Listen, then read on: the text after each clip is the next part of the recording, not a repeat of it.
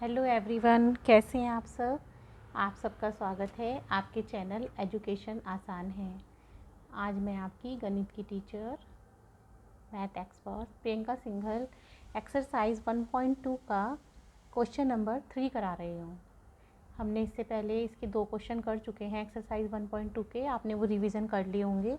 आज मैं ये वाला क्वेश्चन कराने जा रही हूँ। इसमें थोड़ा स्केल और ये प्रकार की ज़रूरत थी, तो इसमें मैं इसलिए रजिस्टर में करा रही हूँ ये वाला क्वेश्चन आपको। ठीक है, आप ध्यान से देखिएगा, समझिएगा ये क्वेश्चन। देखो, क्वेश्चन में हमारे जो दिया हुआ है ये है, जो क्वेश्चन में है हमारे, दिखाइए कि संख्या रेखा पर √5 को किस प्रकार निरूपित किया जा सकता है। ये जो √5 है इसको हम वर्गमूल 5 भी बोलते हैं, √5 भी बोलते हैं। ठीक है, ये हमारी अब हमारी एक संख्या रेखा है, उसमें क्या है, देखो आपको मैंने बताया था कि संख्या रेखा कैसी होती है। ऐसे हम एक लाइन खींचते हैं, इसमें ये पॉइंट 0 है, ऐसे करके इसमें ये धनात्मक पूर्णांक होते हैं, इधर की तरफ ये ऋणात्मक होते हैं। ठीक है, ये हमारी संख्या रेखा होती है। अब ये कह रहे हैं कि √5 को, वर्गमूल 5 को हमें इस पर दर्शाना है। अब कैसे दर्शाएं, इसके लिए हमें किन किन चीज़ों की ज़रूरत है बच्चों। हमें ज़रूरत है एक तो इसके लिए स्केल की, एक डी और एक ये प्रकार। ठीक है, अब हम क्या करते हैं, मैं आपको बताती हूँ उसका तरीका। बहुत इजी है। सबसे पहले हम एक ये वाली लाइन, इससे लाइन खींचेंगे, देखो। ठीक है, ऐसे करके एक संख्या रेखा बना लेंगे ऐसे। इसका एक सेंटर ले लेंगे यहाँ पे 0, हमने 0 लिख लिया यहाँ पे। अब हम क्या करते हैं, हर एक सेंटीमीटर जो ये यहाँ पे हम बिंदु लगा रहे हैं, ये 1-1 सेंटीमीटर की दूरी पे लगा रहे हैं ऐसे। इसको 1 सेंटीमीटर हमारी 1 इकाई के बराबर होता है।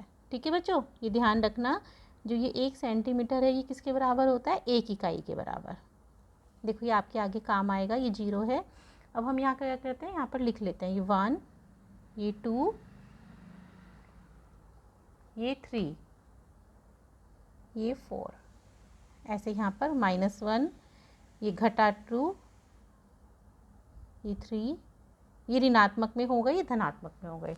अब हम क्या करेंगे, इन्होंने बताया है √5 में बनाना है। ये हमारी समझ में आ गया कि 1 सेंटीमीटर को हम क्या कहते हैं बच्चों, ये यहाँ लिख लो कि 1 सेंटीमीटर को हम किसके बराबर होता है, 1 इकाई के बराबर होता है। ये आपके याद रहेगा, इसको याद रखना है।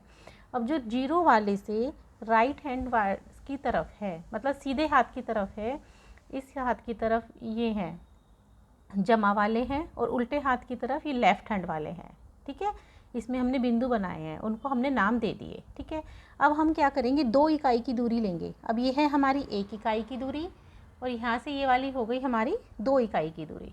हमने ये 2 इकाई की दूरी ले ली।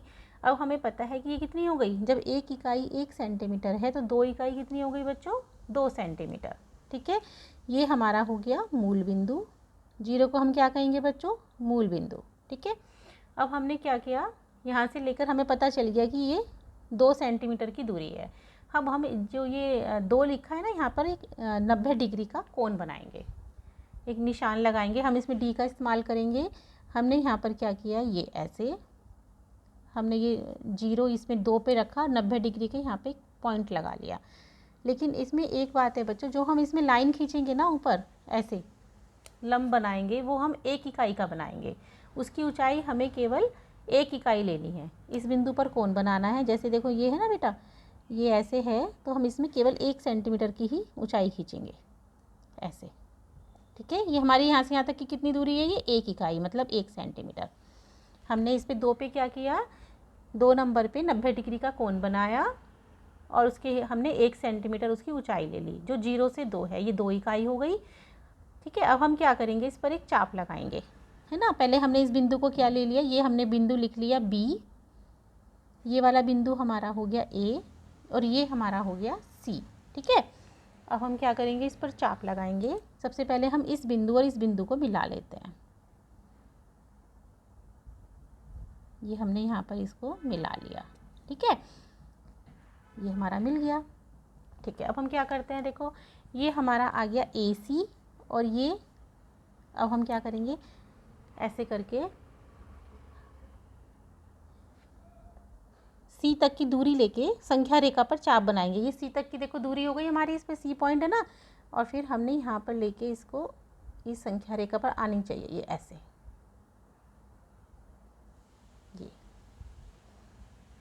ये क्या हो गया बच्चों, हमने चाप लगा लिया। अब इसमें क्या हुआ हमारा, ये जो पॉइंट आया ये वाला, इसको हमने लिख लिया डी। देखो ये बी है, ये डी है।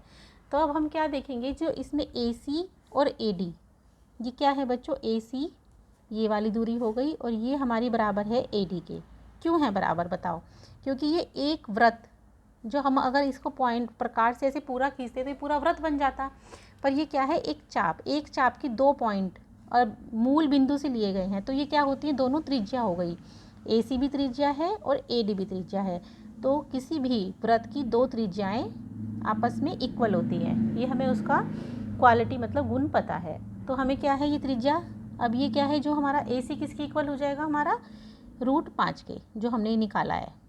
ये क्या है, ए सी हमने √5 निकाल लिया, पर इन्होंने जो हमें क्वेश्चन में दिया है कि हमें संख्या रेखा पर बताना है, इसलिए हमने ये चाप खींचा, और चाप से हमारी जो पॉइंट आया है डी, ये क्या आया, संख्या रेखा पर आया। तो हम इसको अब प्रूफ भी करके दिखाएंगे आपको कि कैसे है। अब इसमें हम क्या करेंगे, पाइथागोरस प्रमेय का यूज़ करेंगे।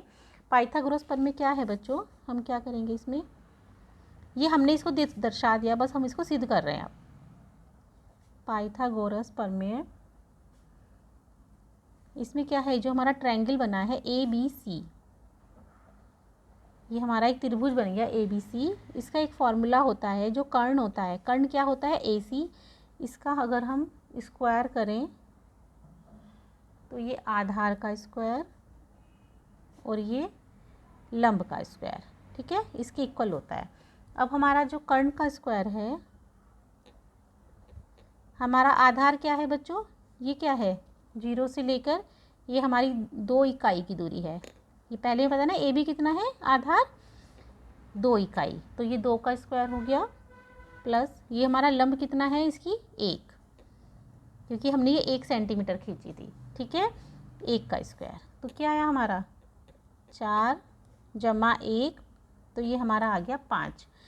तो हमारा कर्ण का स्क्वायर। अब हम इसको जब एक साइड में वर्गमूल, अब हमें क्या है, वर्गमूल में निकालना है ना, तो हम क्या करेंगे, हमने इस साइड भी वर्गमूल लगाया, ठीक है, हमें जब वर्गमूल में आंसर निकालना होता है, और फिर क्या करेंगे, इस साइड भी वर्गमूल लगाएंगे, ठीक है। जब हम एक साइड वर्गमूल लगाते हैं तो दूसरी साइड भी वर्गमूल लगाते हैं, समझ आ रहा है बच्चों। तो क्या करते हैं, अब आसानी से हम वर्गमूल संख्या पर निरूपित कर देंगे। तो क्या करेंगे, जैसे हमने लगाया वर्गमूल, तो इसका मतलब क्या हुआ, इससे ये वर्गमूल 2 से कट जाएगा, क्योंकि हम ऐसे लिख लेते हैं वर्गमूल को 2, वर्गमूल का मतलब 1/2 भी होता है, 1/2, तो ये 2 से 2 कट जाएगा। तो जो हमारा कर्ण आ गया वो किसके इक्वल आ गया, ये हमारा बराबर हो गया √5 के। देखो ये हमने इसको प्रदर्शित भी कर दिया, तो ये √5 हो गया। मतलब जो ये ए डी है, ए डी की डिस्टेंस कितनी हो गई बीच की, ये √5 हो गई। ये तो 2 थी, 2 सेंटीमीटर बी तक की, लेकिन ये वाली √5 हो गई।